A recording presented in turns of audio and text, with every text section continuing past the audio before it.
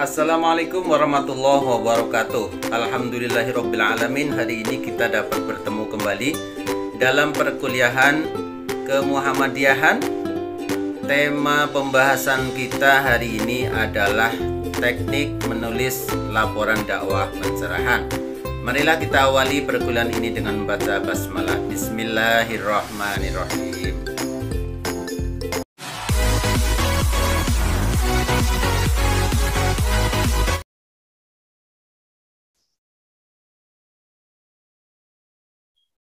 Baik ya, teman-teman sekalian, langsung saja saya akan menjelaskan tema kita pada hari ini, yaitu teknik menyusun laporan dakwah pencerahan.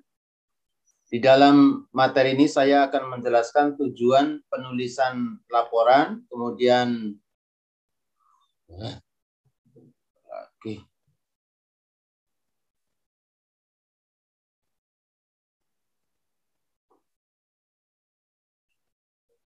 Oke ya, teman-teman sekalian, langsung saja saya akan menjelaskan materi kita pada hari ini, yaitu teknik menyusun laporan dakwah pencerahan, atau yang kita sebut juga dengan dakwah pemberdayaan, ya, atau juga kita bisa sebut dengan dakwah praktek dakwah lapangan. Nah, teman-teman sekalian, di dalam materi ini saya akan menjelaskan tujuan penulisan laporan, kemudian apa saja laporan yang harus kita buat di dalam kegiatan dakwah pencerahan, dan bagaimana teknik menulis laporan-laporan ini. Oke ya, teman-teman sekalian, salah satu bagian yang sangat penting ya di dalam melakukan dakwah pencerahan, terutama melalui program yang akan kita lakukan di dalam perkuliahan ini maupun program sejenis ya, yaitu membuat laporan. Nah, inilah di dalam kegiatan fundraising membantu kaum duafa yang tidak dilakukan oleh mereka yang melakukan secara konvensional ya. Mungkin kita sering menjumpai orang-orang memungut bantuan dari orang lain ya, misalnya sering pula kita jumpai di jalan-jalan ya, di pinggir jalan, ataupun mungkin juga barangkali satu saat ada juga yang datang ke rumah kita membawa proposal yang ala kadarnya ya, yang terkadang tidak memenuhi syarat, yang kemudian tidak ada laporannya. Nah, ini tentu salah satu cara yang kurang baik ya di dalam kita melakukan fundraising kemudian membantu orang lain. Sebab dana yang kita kumpulkan, bantuan yang kita kumpulkan adalah dana orang lain ya. Mungkin sebagiannya ada ya bantuan dari kita, tapi yang paling banyak adalah bantuan-bantuan dari orang lain. Karena di dalam kegiatan ini kita akan melakukan fundraising. Kita akan berdakwah, mengajak orang lain untuk melakukan kebaikan, yaitu berdonasi untuk membantu orang lain. Oleh karena itu, bagian yang paling penting, yang juga sangat penting ya di dalam siklus dakwah pencerahan ini adalah membuat laporan. Oke, teman-teman sekalian, berikut beberapa pentingnya laporan atau tujuan penulisan laporan ya. Jadi 3 poin ini merupakan tujuan penulisan laporan ya. Yang pertama, sebagai transparansi dan pertanggungjawaban. Jadi karena bantuan yang kita kumpulkan adalah banyak dari orang lain, maka tentu saja kita harus memberikan transparansi dan memberikan pertanggungjawaban, laporan pertanggungjawaban, untuk memastikan bahwa bantuan yang mereka titipkan kepada kita itu benar-benar tepat sasaran ya, dan untuk mengantisipasi penyalahgunaan bantuan. Nah, sebab jika tidak ada laporan, bukan tidak mungkin ya, bukan tidak mungkin kemudian orang yang diberi amanah untuk menyalurkan bantuan ini kemudian berkhianat. Maka untuk mengantisipasi hal ini, maka harus dibuat laporan sebagai bentuk transparansi dan pertanggungjawaban. Yang kedua, untuk menjaga kepercayaan publik atau kepercayaan penyumbang, ya. Dengan adanya laporan, ya, mereka kita berikan laporannya, maka penyumbang, ya, donatur menjadi percaya kepada kita, ya, menjadi apresiatif kepada kita. Sebab mereka tahu, ya, bahwa sumbangan yang telah mereka berikan memang benar-benar tepat sasaran, bahwa orang yang diberi amanah untuk menyampaikan bantuan itu memang benar-benar telah melakukan tugasnya dengan baik dan amanah. Nah, dampaknya adalah yang ketiga, memelihara keberlanjutan program. Nah, karena masyarakat ini percaya, maka nanti jika ada program berikutnya, maka mereka menjadi juga mau berkontribusi kembali, ya. Karena ketika berkontribusi untuk yang pertama kalinya, mereka kemudian percaya bahwa yang mereka berikan itu benar-benar sampai kepada yang berhak. Maka timbullah kepercayaan yang gilirannya pada saat ada program serupa, maka mereka juga cenderung ingin memberikan bantuan kembali.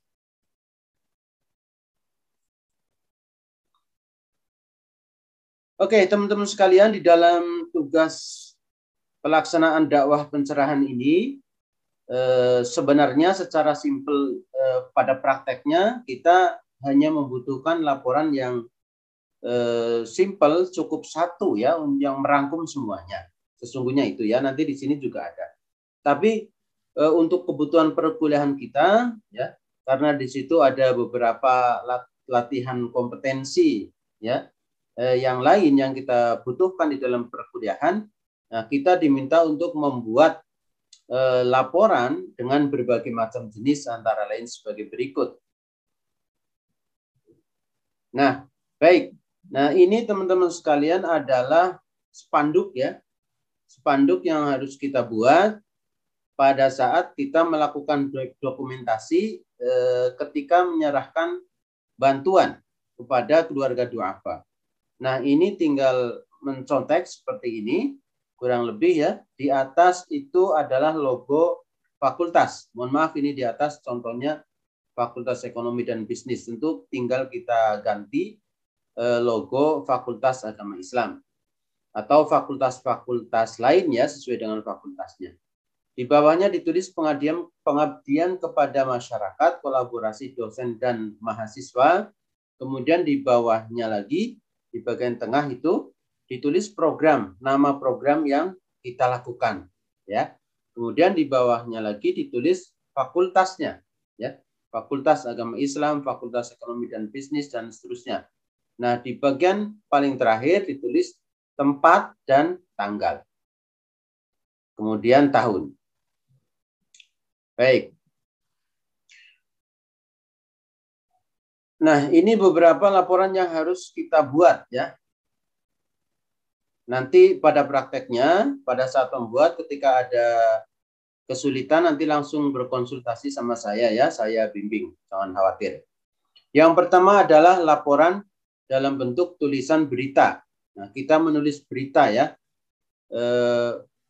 Memberitakan kegiatan yang telah kita lakukan dari awal sampai akhir, ya, pemberian bantuan itu. Berita adalah tulisan yang dimaksudkan untuk mengabarkan atau menceritakan suatu kejadian atau peristiwa tertentu. Tujuan utama berita adalah agar suatu kejadian atau peristiwa tersebut diketahui oleh orang lain. Satu kelompok menulis satu berita, ya, jadi cukup satu berita. Panjang berita 1,5 sampai 2 halaman, A4, jarak 1 spasi, margin, dan seterusnya, ya. Nanti dibaca lagi. PPT ini akan saya upload di online learning. Tulisan disertai dengan satu foto yang relevan. Tulisan harus memuat kalimat promotif fakultas, contohnya Fakultas Ekonomi dan Bisnisnya. Nah, dalam perkuliahan kita di kelas ini tentu saja Fakultas Agama Islam. Berita harus sudah diterbitkan di media online, ya. Teman-teman cari media online, kumparan.com, ya, Kompasiana, atau di website fakultas juga boleh, ya. Kemudian diberikan backlink ke web fakultas, ya. Kalau di sini contohnya kebetulan FEB, ya, dikasih backlink ke website fakultas. Nah, nanti kalau masih ada yang bingung apa itu backlink, bagaimana cara membuatnya, nanti dapat berkonsultasi ya pada saat mau posting berita. Kemudian link dan soft copy berita diserahkan ke dosen. Nah, yang ini nanti langsung di dalam laporan akhir saja ya. Nanti di dalam laporan akhir kan direkap semuanya, dimasukkan di situ. Baik. Nah, teman-teman sekalian, bagi yang belum bisa menulis berita, saya cantumkan linknya juga di sini. Ya, bagaimana cara menulis berita. Ini ada link, saya sudah membuat video panduan ya, tinggal diklik saja, disimak ya bagaimana tata cara menulis berita. Nah, lebih lanjut lagi nanti kalau masih bingung, tentu saja langsung saja berkonsultasi sama saya ya. Ketika sudah ditulis, nah nanti bisa saya review terlebih dahulu. Nah, yang bawah ini penjelasan tertulis dan contoh tulisan, itu sebenarnya saya sudah menulis juga ya secara tertulis panduannya, contohnya. Tapi ini mohon maaf, ini belum saya hapus linknya. Ini sekarang websitenya diblok ya, mati ya. Nanti kalau yang butuh contoh ini bisa WA, nanti saya kirimkan di grup. Baik, kemudian yang kedua adalah laporan tulisan feature. Nah, feature ini adalah tulisan kesan-pesan gitu ya. Kesan-pesan dalam melakukan dakwah pemberdayaan. Tulisan yang menginspirasi, yang berkesan gitu ya. Nah, untuk feature ini satu orang menulis satu feature. Nah, mirip dengan artikel ya, kurang lebih patokannya, panjang pendeknya ya. Hanya saja gaya penulisannya yang berbeda ya. Kalau berita itu menyampaikan informasi secara objektif apa adanya ya, secara apa adanya, datar. Nah, kalau feature ini menyampaikan informasi yang berkesan ya, yang menyentuh perasaan orang ya, seperti kesan pesan kurang lebih seperti itu ya. Kemudian di bawahnya ya diberi kalimat promotif dan seterusnya, itu sama dengan di yang bagian artikel, sama yang di bagian berita maksud saya. Baik, kemudian menulis laporan di medsos. Nah, ini adalah caption ya. Pada saat kita menyalurkan bantuan kepada kaum duafa, kita kemudian membuat caption ya, membuat caption kemudian diposting di media sosial masing-masing ya. Ini setiap orang memposting. Mungkin ada yang di Facebook, di Instagram juga boleh ya, terserah, tergantung mana pilihan medsos teman-teman ya, diposting di situ. Terus bawahnya itu berbagai tambahannya, di bawah tinggal dibaca, diikuti saja ya. Di bawah itu ada mencantumkan nama fakultas dan seterusnya, ikuti panduan. Kemudian laporan dalam bentuk video. Nah, teman-teman harus membuat video. Oleh karena itu, maka dokumentasi memang harus baik ya dari awal. Baik foto maupun video ya. Jadi untuk bahan nanti pembuatan video. Jadi awal mula ya, sebaik mungkin, bukan hanya pada saat pemberian bantuan ya, supaya videonya menarik gitu ya. Kegiatan-kegiatan itu didokumentasikan ya, yang agak banyak saja ya, supaya nanti bisa diedit menjadi video yang lebih baik. Laporan video adalah laporan keseluruhan kegiatan. Video harus dilengkapi dengan, nah itu sudah ada aturannya ya, logo fakultas dalam opening, ada narasi yang menjelaskan kegiatan ya, boleh oral maupun teks yang disematkan di video. Jadi videonya nggak boleh video bisu ya, hanya video gambar-gambar diedit atau video ya, kemudian diem saja nggak ada penjelasan. Nah itu nggak boleh, jadi harus ada penjelasan. Penjelasannya boleh tertulis di situ berupa teks atau dijelaskan oleh teman-teman ya, bahwa hari ini kami melakukan kegiatan ini itu ya, seperti reporter seperti itu. Kemudian laporan wajib diunggah ke YouTube fakultas. Nah ini nanti ya, nanti kalau sudah jadi nanti komunikasi saja sama saya. Nah nanti kita kan harus komunikasi dengan YouTube yang pengelola YouTube di fakultas masing-masing ini. Nah kita cek dulu nanti ya YouTube-nya. Baik, setiap anggota wajib like video tersebut dan subscribe ya. Link video diserahkan ke dosen. Nah ini linknya juga nanti akan kita kompilasi di dalam laporan akhir. Baik, Selanjutnya adalah laporan esai jurnal. Nah, kita membuat tulisan dengan format tulisan untuk jurnal, ya. Format tulisan meliputi abstrak, kata kunci, pendahuluan, metode pelaksanaan, dan seterusnya. Nah, oke, praktisnya nanti teman-teman akan saya berikan template-nya ya, jadi tinggal mengikuti, contohnya juga ada ya. Kalau yang belum pernah menulis tulisan esai untuk jurnal, nanti segera konsultasi saja ya, nanti diberikan template-nya.